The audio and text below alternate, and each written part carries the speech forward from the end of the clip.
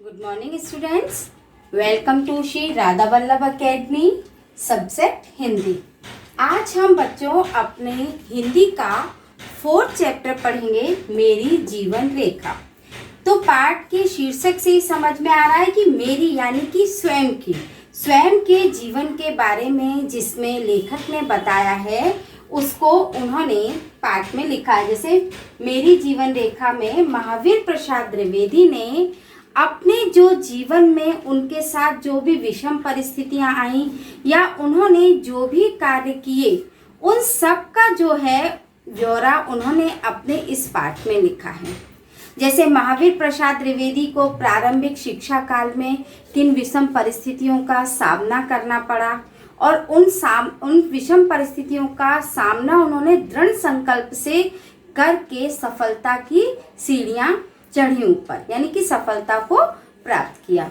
तो अपने इस पाठ में उन्होंने अपने शिक्षा काल के बारे में, शिक्षा काल की परिस्थितियों के बारे में, अपने पिता से मिले हुए आदर्शों के बारे में और जो उनके नौकरी संबंधी या युवावस्था में उन्होंने जो भोगा, जिन जिन परिस्थितियों का उन्होंने सामना किया, वे सब उन्होंने अपने इस पाठ में उन्होंने लिखा है। और उसमें उन्होंने अपने इस पाठ में उन्होंने एक पुस्तक भी लिखी जिसका नाम संपत्ति शास्त्र है, उसके बारे में भी बताया। और उन्होंने जो सरस्वती पत्रिका का संपादन करते हुए उस पत्रिका को कितनी ऊंचाइयों तक ले गए और बिना किसी प्रलोभन के पाठक यानी पढ़ने वालों के लिए उस पत्रिका को अच्छा बनाने में पूरी तरह से उन्होंने सहयोग किया है। तो इस पाठ में हम महावीर प्रसाद द्विवेदी के जीवन के बारे में पढ़ेंगे कि उन्होंने कैसे अपने जीवन में सफलता प्राप्त की। उनका जो भी उनके जीवन की घटित घटनाएं हैं उन सब के बारे में हमारा इस पाठ में पढ़ना है। पाठ को प्रारंभ करने से पहले हम उनका जीवन परिचय पढ़ेंगे और उसके बाद मैं आपको उसकी व्याख्या करूंगी और उसके पूरा जो चैप्टर है वो एक्सप्लेन करूंगी। Okay, good morning students, welcome to Shri Radha Vallabh academy. बच्चों, जैसा कि मैंने आपको बताया कि आपका जो हिंदी का 4th चैप्टर मेरी जीवन रेखा, ये जो है महावीर प्रसाद द्विवेदी ने अपनी आत्मकथा को लिखा है। आत्मकथा कहते हैं यानी कि स्वयं के जीवन के बारे में। सबसे पहले हम पहले लेखक का परिचय पढ़ते हैं। लेखक का जो जन्म है वो सन 1864 में ग्राम दौलतपुर जिला रायबरेली उत्तर प्रदेश में हुआ। इनकी प्रारंभिक शिक्षा के उपरांत ये बम्बई चले गए। वहाँ इन्होंने संस्कृत, गुजराती, मराठी और अंग्रेजी भाषा का अध्ययन किया। सन 1903 से 1920 तक सरस्वती पत्रिका का संपादन किया। इस अवधि में हिंदी भाषा और साहित्य के लिए इनका अवदान अविस्मरणीय है। ठीक है।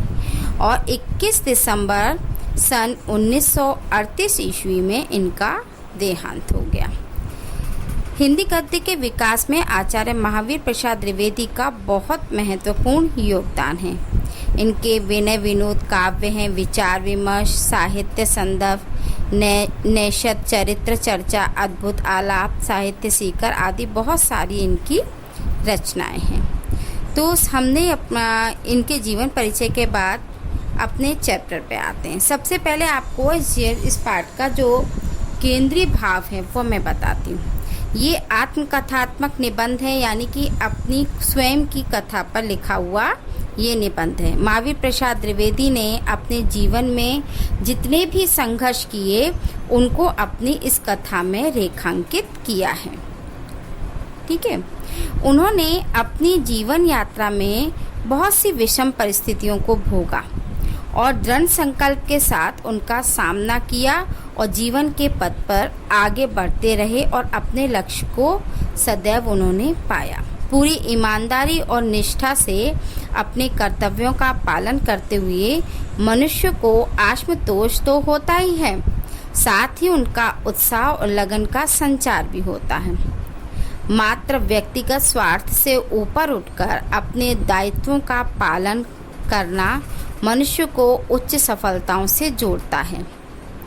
लेखक ने सरस्वती पत्रिका का संपादन भी किया, जो बहुत ही सफलतापूर्वक करते हुए इन्हें हिंदी साहित्य की महान सेवा की। तो ये तो इस पाठ का केंद्रीय भाव है। बहुत सी ऐसी इसमें पाठ में बहुत से ऐसे प्रसंग हैं जिससे इनके जीवन के बारे में पता चलता है। जैसे सबसे पहले हम अगर उनके जीवन के संघर्षों में, उनके जो युवक काल में यानी कि प्रारंभिक शिक्षा के काल में अगर हम देखें तो उन्होंने बहुत संघर्ष किया। जैसे उन्होंने लिखा है, मैं एक देहाती का एकमात्र आत्मा था। देहाती यानी ग्रामीण अंचल में रहने वाला गरीब, ठीक है, जिसका मासिक वेतन 10 रुपये था। अपने गांव के देहाती मदरसे में, मदरसे बेटा स्कूलों को कहते हैं, तो मदरसे में थोड़ी सी उर्दू और घर पर थोड़ी सी संस्कृत पढ़कर 13 वर्ष की उम्र में मैं 26 मील दूर रायबरेली के जिला स्कूल में अंग्रेजी पढ़ने गया था। दाल आटा घर से पीठ पर लाद कर ले जाता था। 2 आने महीने फीस देता था। दाल ही में आटे के पेड़े या टिक्कियाँ पकाकर उसकी पेट पूजा करते, क्योंकि इनको भोजन बनाना आता नहीं था, रोटी बनाना नहीं आता था, तो वो दाल में ही आटे की टिक्कियाँ पेड़े बनाकर डाल देते और वो पकाकर खाते थे। संस्कृत भाषा उस समय स्कूल में अछूत मानी जाती थी, मतलब उसको अच्छी भाषा ना मानकर अंग्रेजी का उस समय बहुत ज़्यादा प्रचलन था। तो संस्कृत भाषा को स्कूलों में अछूत माना जाता था, तो विवश होकर इनको अंग्रेजी के साथ साथ फारसी भी पढ़ते थे। 1 वर्ष किसी तरह काटा, फिर पूर्वा, फतेहपुर और उन्नाव स्कूल के 4 वर्ष काटे। तो इस तरह से उन्होंने अपनी स्कूली शिक्षा समाप्त की। स्कूली शिक्षा में उन्होंने जो भी संघर्ष किया वो इस पैराग्राफ में आता है। इसके बाद उन्होंने अपने कई एक परीक्षाएं पास की। फिर वो अपने पिता के साथ बम्बई आ गए। वहाँ पे तार का काम सीखकर एक रेलवे में 50 रुपये की महीने की तार बाबू की नौकरी करने लगे। उनकी जो प्रवृत्ति थी शिक्षित जनों के साथ संगति करने की, मतलब वो हमेशा एक अच्छे व्यक्तियों के साथ रहते थे। ऐसे ही चलते होशंगाबाद में उनकी ऐसी ही एक सुलभ संगति भी हुई कि उन्होंने अपने जीवन के लिए 4 सिद्धांत निर्धारित किए। अपने आदर्श जो थे उनके 4 थे। कौन सा? पहला, वक्त की पाबंदी करना, रिश्वत न लेना, अपना काम ईमानदारी से करना और ज्ञान वृद्धि के लिए सतत प्रयत्न करना। पहले 3 सिद्धांत तो उनके अनुकूल आचरण के कारण उनको सहजता से हो जाते थे, लेकिन चौथे के अनुकूल सचेत रहना उन्हें कठिन था। तथापि सतत अभ्यास करते उन्होंने सफलता उनको मिलती गई। इस तरह से उन्होंने कई एक टिकट बाबू बने, फिर माल बाबू, फिर स्टेशन मास्टर। इस तरह से उन्होंने कई नौकरियां उन्होंने करी। उसके बाद कुछ एक ऐसा हुआ कि उन्होंने उस नौकरी को छोड़ा। जैसे कि उनका ये कहना था, मैं यदि किसी के अत्याचार को सह लूँ तो ये मेरी सहनशीलता अवश्य सूचित करेगी, पर उन्हें उनसे किसी और पर अत्याचार करने का अधिकार नहीं हो जाता। परंतु कुछ उनके साथ ऐसा बना कि उनके प्रभु यानी उनके जो ऊपर के ऑफिसर्स हैं उनके द्वारा औरों पर अत्याचार कराना चाहते थे।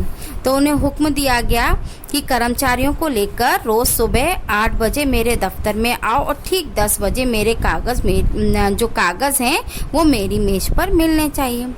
मैंने उनसे कहा, मैं 8 बजे आऊँगा, पर औरों को आने के लिए लाचार नहीं करूँगा। ये हुक्म देना तो आप अगर देना चाहें तो आप, हुजूर का काम है, आप दे दीजिए। बस बात बढ़ गई और बिना किसी सोच विचार के उन्होंने इस्तीफ़ा दे दिया। फिर उनको बहुत मनाया भी गया, इस्तीफ़ा वापस लेने के लिए भी कहा गया, लेकिन फिर उन्होंने इस इस्तीफ़े के बारे में अपनी पत्नी से जब कहा तो उनकी पत्नी ने भी विक्षण होकर कहा, क्या थूक कर भी कोई चाटता? यानी एक बार हमने जो कर दिया जिसके प्रति हम संतुष्ट नहीं है तो वो नहीं करना चाहिए। फिर उसके बाद उन्होंने अपना पूरा ध्यान सरस्वती पत्रिका के संपादन पर ध्यान केंद्रित किया। ठीक है, उनके प्रयास से फलीभूत होकर सरस्वती पत्रिका जो है वो प्रतिष्ठित पत्रिका भी बन गई। ठीक है। और इस पत्रिका को छापते समय उन्हें कई लोग प्रलोभन भी देते थे। जैसे उस पत्रिका में छापने के लिए कोई लोग कहते थे मेरी मौसी का मरसिया छाप दो, मैं तुम्हें निहाल कर दूंगा। कोई लिखता अमुक सभापति की स्पीच छाप दो, मैं तुम्हारे गले में बनारसी दुपट्टा दूँ। ऐसे बहुत से उन्हें प्रलोभन भी दिए जाते थे अपने लेखों को लिखने के लिए। लेकिन वह इन प्रलोभनों पर बहरे और गूंगे बन जाते थे। बहरे यानी कि वो सुनते भी नहीं थे और बोलते भी नहीं थे, और वो अपनी पत्रिका में केवल वही मसाला जाने देते जो पाठकों के हित में होता था या जिसे वो उनका लाभ समझते थे। उनके पाठकों की हमेशा रुचि का ध्यान रखते थे और यह भी देखते थे कि वह पाठकों की समझ में अत्यधिक सबसे ज़्यादा लोगों के समझ में आ जाए। वो ये नहीं देखते थे कि इसमें शब्द अरबी का है या फारसी का या तुर्की का। देखते थे तो सिर्फ इन शब्दों, वाक्यों, लेख का आशय कि अधिकांश पाठक जो हैं पढ़ने वाले वो उसको समझ लें। अल्पज्ञ होकर भी किसी पर अपनी विद्वता की झूठी छापने की कोशिश उन्होंने कभी भी नहीं की। तो ये जो पाठ है बेटा, मेरी जीवन रेखा महावीर प्रसाद द्विवेदी की आत्मकथा और उनके जीवन संघर्षों के ऊपर पूरा केंद्रित है। ठीक है। तो आप इसकी रीडिंग करेंगे तो आपको उनके जीवन के बारे में प्रत्येक जानकारी इस पाठ के माध्यम से पता चलेगी।